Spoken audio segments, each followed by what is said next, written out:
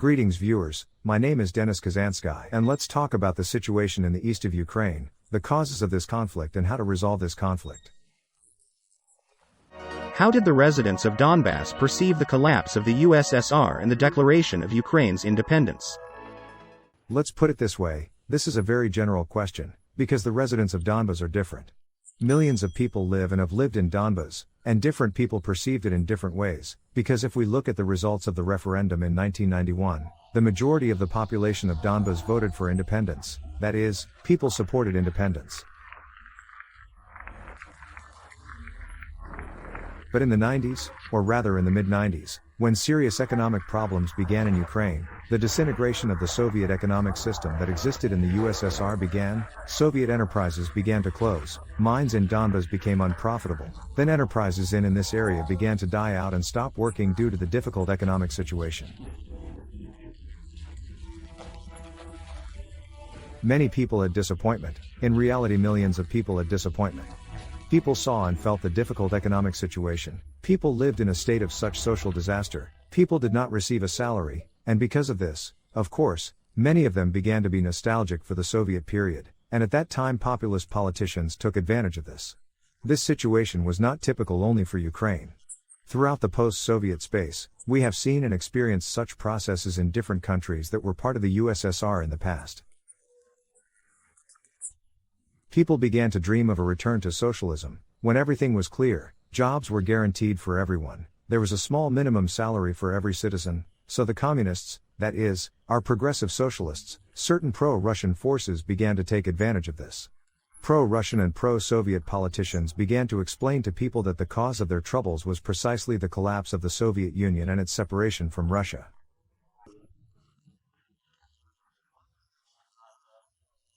Although it was not true, because in fact the cause of the economic decline was, first of all, the collapse of the socialist economy, that is, the transition to market relations. The second reason was that at that time there was actually a lack of reforms, that is, the time that the Eastern European countries, the countries of the Warsaw Pact, spent on reforms, on a certain shock therapy of the population. In fact, this time was lost in Ukraine. When Poland, for example, or the population of the Baltic states carried out these reforms, they endured several years of crisis, and then economic growth began, then already in the east of Ukraine, respectively in all of Ukraine, during the entire period of the 90s, the actually necessary reforms were not carried out. There was such predatory privatization, when people gave these enterprises to representatives of local criminal oligarchic elites for a small amount of money, and they began to loot them. Because of this and because of the lack of reforms and because of such predatory privatization, in fact, the residents of Donbas faced such great economic poverty. Time was spent on the wrong things and people became disillusioned with the life that followed the collapse of the Soviet Union.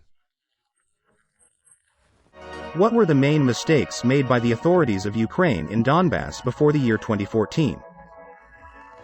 Actually, the mistake was one and the main one. It consisted in the fact that Donbas was given to these local criminal oligarchic elites for ransom. Instead of carrying out reforms, finding effective owners for the industry of Donbass, privatize enterprises, but privatize them at market prices, so that powerful transnational companies are interested in them, or at least such investors who would develop these enterprises. Instead, it was decided to give these enterprises for a small amount of money to people who were actually armed criminal groups, who earned their first capital in the early 90s through outright crime.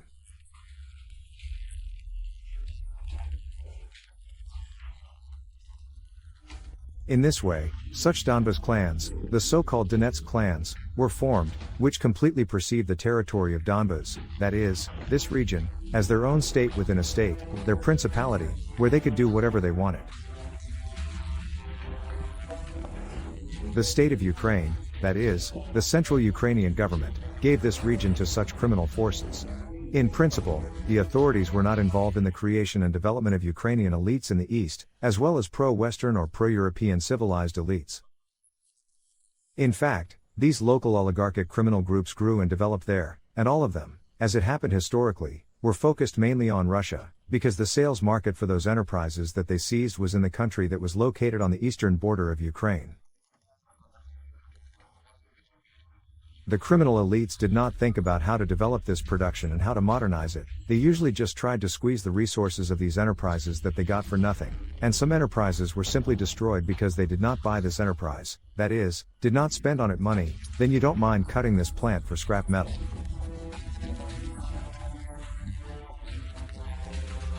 And so it happened, and when these criminal elites of Donbas began to conduct such an anti-state course, no one from the central Ukrainian authorities drew any conclusions from this. Even worse, the non-central government did not take the appropriate steps it should have taken. For example, in the year 2004, these Donbas clans tried to completely separate Donbas and the territories of southeastern Ukraine from Ukraine, which is why the separatist Severodonetsk Congress took place. At this event, they tried to proclaim this Southeastern Republic. Then the first of the leading people of this movement was there, Boris Kolesnikov. The second was Viktor Tikhonov. These are advanced representatives of the Donetsk clan and the Luhansk clan.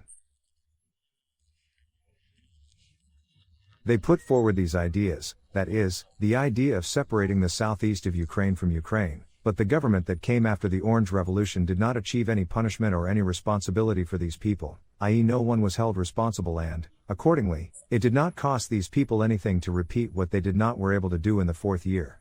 They repeated this already in the 14th year. No one was afraid of responsibility, therefore, accordingly, Ukraine got the conflict of the 14th year, during which the eastern territories of Ukraine were separated. How critical was the language problem in Donbass? The language problem in Donbas has never been critical, in principle, as it is throughout Ukraine. The language problem was given great importance completely artificially, that is, it was done by local pro-Russian politicians, primarily the Party of Regions, as well as the Communist Party of Ukraine, which was not banned at the time. They constantly tried to convince the residents of Donbas that they are being humiliated. For example, in the Ukrainian language, let's say this, when education is translated into Ukrainian and when films are dubbed into Ukrainian. These pro-Russian politicians convinced people that this is a humiliation for them, that this is being done to humiliate Donbas. In fact, you understand that the Ukrainian language is not very different from Russian. It is absolutely not difficult when you live in Ukraine, when you learn Ukrainian at school and hear it constantly on TV. Even if you speak Russian, it is absolutely not difficult to learn Ukrainian, read Ukrainian, and use Ukrainian, because no one forced people to speak Ukrainian constantly in everyday life.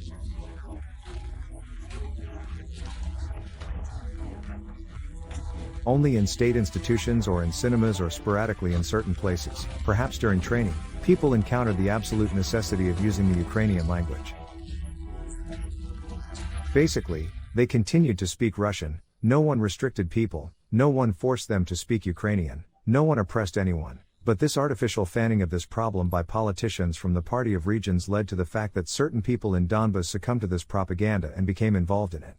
Believed they perceived Ukraine and the Ukrainian language as something hostile, as violence, as oppression, and in fact they adopted, including these theses and opinions, which the Party of Regions invested, tried to promote, propagated among the local population in the territory of Donbas and the southeastern Ukraine as a whole.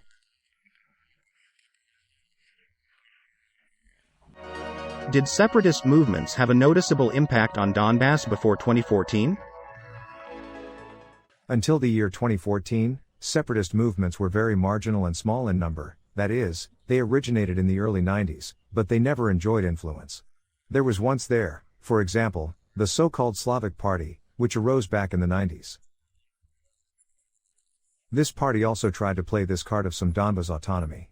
There was the so-called Inter movement of Donbas, but they never had mass support. Such openly pro-Russian nationalist parties as, for example, the Russian Bloc, received less percentage in Donbas in local elections, in elections in this region. Accordingly, such movements as the Donetsk Republic are the most separatist, the symbols of which are currently being used by the DPR group. This Donetsk Republic emerged in the year 2005, but there were literally several dozen people there. The party has never gathered many people at its rallies. It was a frankly marginal structure that was laughed at, and its organizers had a reputation as provocateurs, that is, they were people who were paid by the Party of Regions, people who worked for the Party of Regions, and this is actually recognized, including now, by some members of the DPR. And this was recognized by the politicians who were actually engaged in this DPR, that is, they were people who worked for the Party of Regions, and the entire Donetsk Republic was used as a kind of scary dummy or even a scarecrow, which was demonstrated and tried to scare Kyiv. That is, if you put pressure on Donbas, separatism will start here. But for those who lived in Donetsk, it was clear that these people had absolutely no authority and no one ever believed that something serious could come of this. Did the Party of Regions and Viktor Yanukovych really have high confidence in the people of Donbass? We need to understand this issue again. When we talk about the people of Donbas, we must understand that these are millions of people who are part of the population of the region. And of course some part of Donbas residents believed in Viktor Yanukovych and some even perceived him as a king, maybe even bowed before him, but there were people who never perceived him. Moreover, there was still a large part of people who then voted according to a well-known principle: let's choose the best among the worst.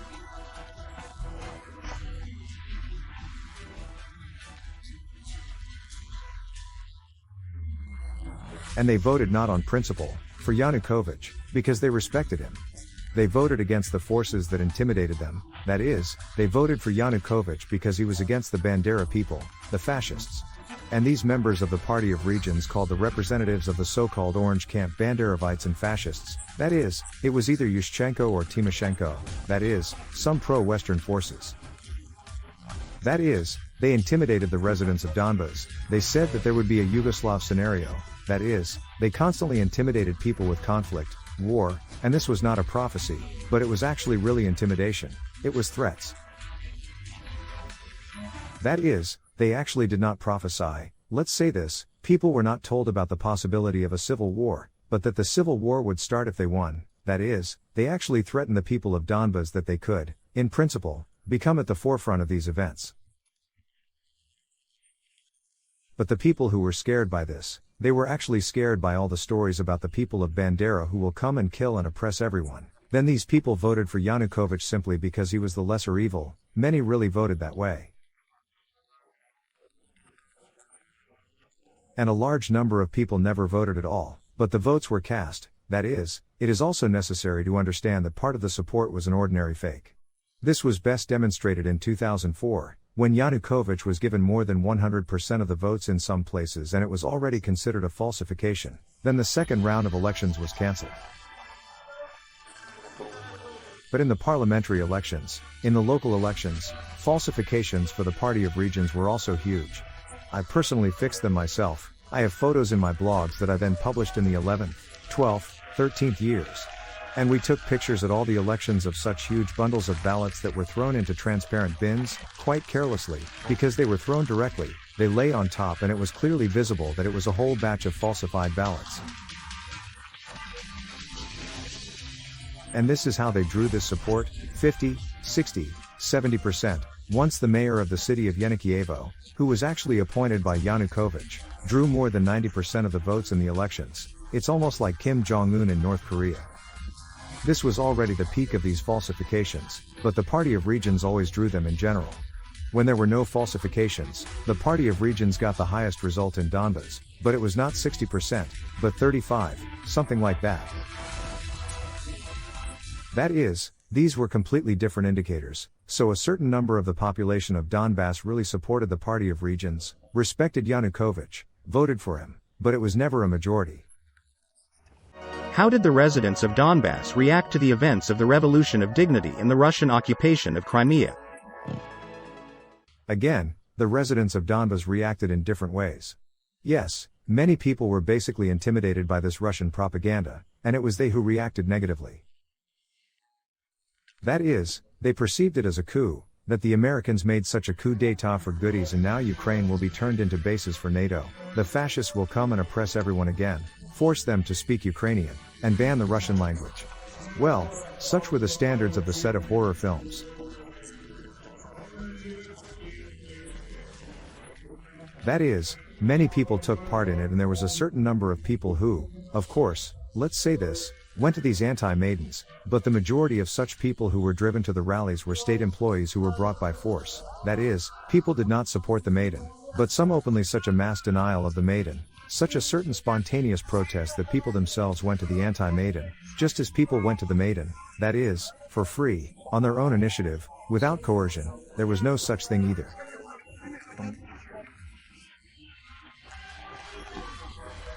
We saw all the anti-Maidans with our own eyes. There were maybe 10% of people who actually came by themselves, but most of them were young men who had been paid, or they were state employees who were forced to come. They just had to stand there for a certain period of time, stood with Yanukovych's portraits, and then in an hour they hid all this and got on the buses that brought them and went home. As for the seizure of Crimea, it became such a great unifying factor that united the supporters of Russia. That is, in Donbas, there were probably about 30% of such people, so rigid and pro-Russian, who advocated secession from Ukraine. In fact, the majority did not care at all, and there were probably 30% of people who were for Ukraine, that is, they did not want to go anywhere. And those 30% who were for Russia, seeing what was happening in Crimea, they took it as a first step, that is, they all expected that Russia would annex Donbas right now, and they went out to these rallies in the first days of March like this, the so-called Russian Spring. They came out and shouted, "Putin, Russia, come and take us to you."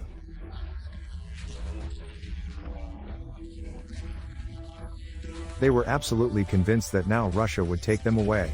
I went to these rallies myself then to look at these people. I filmed a video about how it was all happening and I saw that all the people were absolutely convinced that now Putin would send in troops. Right now these military personnel in green uniforms will appear in Donetsk and Luhansk, so there will be a Crimean scenario as well.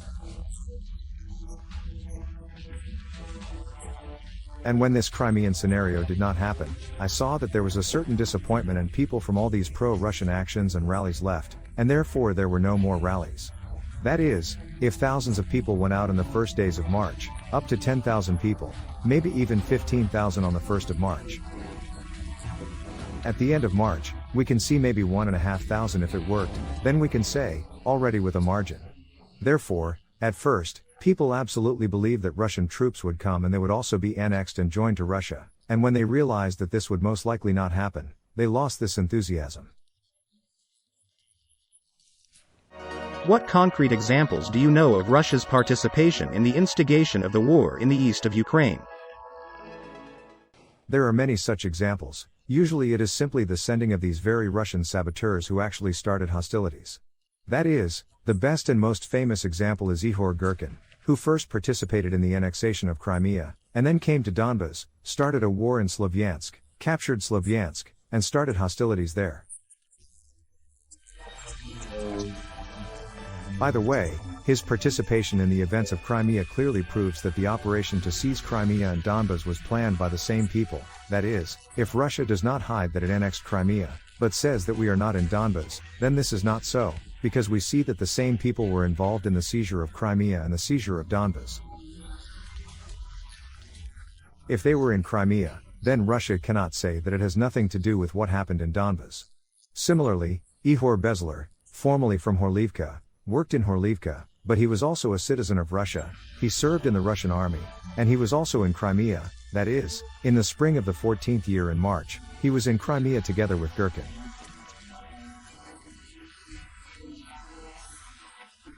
So, all the people who took part in the seizure of Donbas were in Crimea before that and received instructions from Russia on how to do and what to do. That is, the seizure of Donbas was coordinated from the Russian Federation.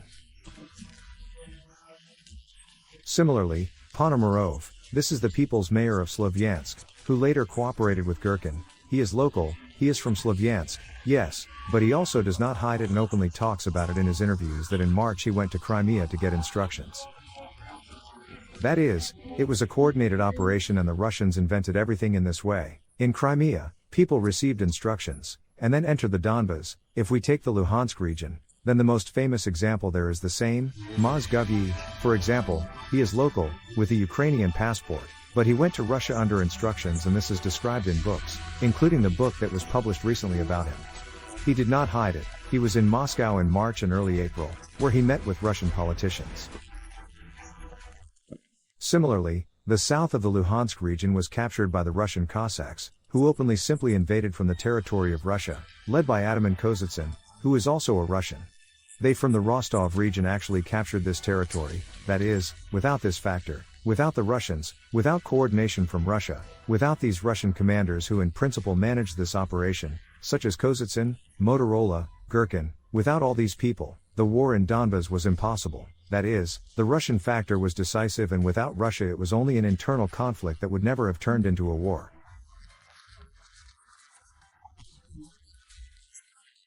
This, by the way, is recognized by the participants of this conflict themselves.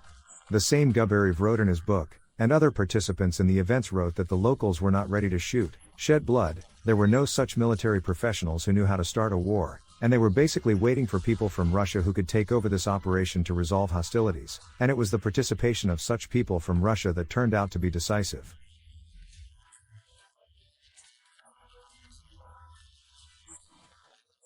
And it was not for nothing that Gherkin later admitted in his interviews, that he and his squad pulled the trigger of the war. If at that time, our detachment did not come to Donbass and become the core of resistance, the core of the Russian Spring in Donbass, then most likely, without us, the Russian Spring would have been suppressed. Did the majority of the population of Donbass really hope that the referendum of the 11th of May, 2014 year, would bring them closer to joining Russia?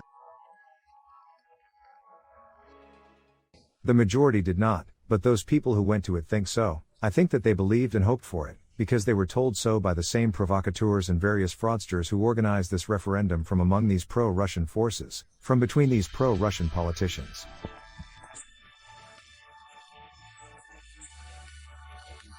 Here, for example, Oleg Zarev, a Ukrainian MP who was involved in the organization of these referendums, personally told people that if Donbas separates from Ukraine, and there is no need to feed Western Ukraine, then the quality of life will immediately double. I posted this video in my video blogs, that is, Oleg Zarev really promised people this, he fooled these people so much. Well, now you know what the standard of living really is, it has fallen more than twice, and even 3 times compared to the way Ukraine lives, which, accordingly, is a controlled territory. And indeed at that time people were promised and people believed in it, because these representatives of pro-Russian forces and supporters of pro-Russian forces gave the impression of people being absolutely fanatical. Who have not heard any arguments that the secession of Donbas will be the end of industry, the secession of Donbas will lead to bloodshed, including dire consequences in the economy, that there will be no future in this region, that Russia does not need it. Russia has its own Donbas, which is also neglected, abandoned, the mines there are closed and the population lives in poverty. I made materials about this Russian Donbas, which is located in the Rostov region.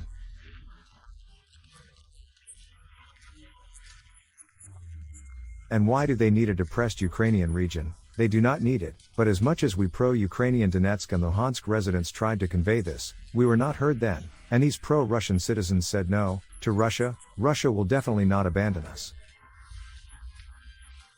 We know, we are going to a referendum now, everything we decide will be like in Crimea. As it actually happened, everyone already knows today. What are the residents of Donbass actually fighting for as part of illegal armed formations? Today, it is already difficult for me to answer this question, because, as the militants themselves admit, there are almost no ideological ones left. Here are the people who most vividly participated in the events of the 14th and 15th years, most of them no longer fight, they now write memoirs, blog, and go on television.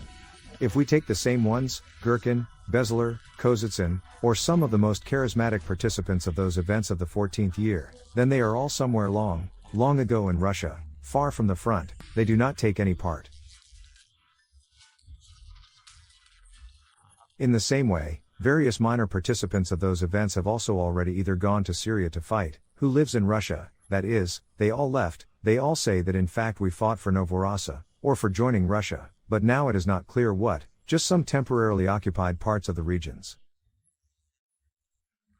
In fact, de facto, if we look at the documents, at the Minsk agreements, we will see that the war is for this territory to return to Ukraine on the basis of the rights of some separate districts with a special status, but in fact these territories have separated and are fighting to return.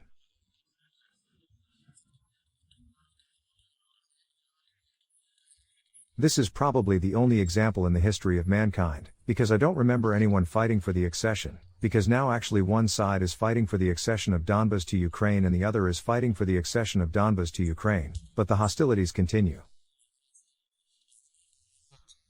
I think that people who are fighting now, they cannot explain what they are fighting for and they mostly fight just for money, because they are paid and they are ordinary mercenaries. In principle, this is open information. If at the beginning they lied that they would not receive money, they said, "We are volunteers, we are militiamen, we fight not for money, but for an idea," then they even stopped hiding it. Now they all admit it, they will officially receive from 16,000 Russian rubles and further on, whoever has a higher rank receives more.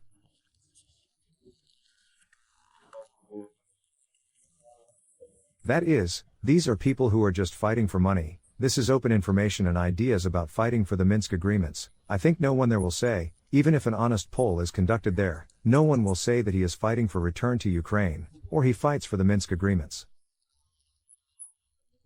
But as a matter of fact, the war is going on precisely because Russia has clearly said many times that this is Ukraine, Donbas is the territory of Ukraine, Donetsk and Luhansk are Ukraine, Russia does not need Donbas, it will not annex it.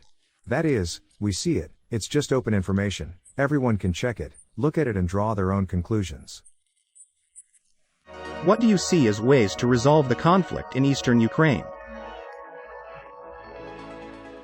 I do not think that we have, let's say, a separate conflict in the east of Ukraine. We have the problem of Russian aggression, which includes the conflict in the east of Ukraine and the actual occupation of Crimea, as well as various such unfriendly and frankly hostile steps of Russia towards us. Economic, political, that is, it is such a complex story. This conflict with Russia is not in the east of Ukraine. To solve it, it is necessary, first of all, to defend ourselves, not to allow Russia to actually defeat us and completely conquer and seize new territories, and it can be resolved, I think, someday, when Russia will simply change, not only political power, but a political line. This line, which exists now, leads to a confrontation with the West, to a confrontation with the post-Soviet space, because Russia has actually quarreled with all its neighbors, that is, it is at war not only with us, it actually has a state of such a semi-war with the same Georgia, where it occupied and does not give part of the territories. In Russia, despite the fact that Kazakhstan is a member of the customs union, relations with Kazakhstan are very tense in Russia. Because Russian politicians constantly make statements that Kazakhstan is Russian land, which means that Russia gave northern Kazakhstan there, and this also causes constant tension, that is, they have such conflicts. With the Baltic states, with the Baltic countries, I don't even speak for them, everything is clear there, so now there is a problem with such an inadequate Russian government. The inadequate and frankly fascist government, which speaks of this hostile West, which once again brought the country into the state of the Cold War. And just when it changes, it has to change sometime, but it can't last forever. I am not talking now about the names of the leaders of Russia, it could be the next president, like Putin, and one more. I am talking about the line, no matter what the name of the president is, when Russia says enough, it is not beneficial for us, it is stupid to constantly conflict with the West, it does not lead to anything except losses. When Russia goes to this reconciliation, including with its neighbors, I think that the problem of Donbas, the problem of eastern Ukraine will be solved then, that is, Russia will simply stop transferring weapons and financially sponsoring these militants. And since they're not viable by themselves, they don't produce weapons, they can't buy weapons, they don't have money, they can't even maintain that territory they currently occupy.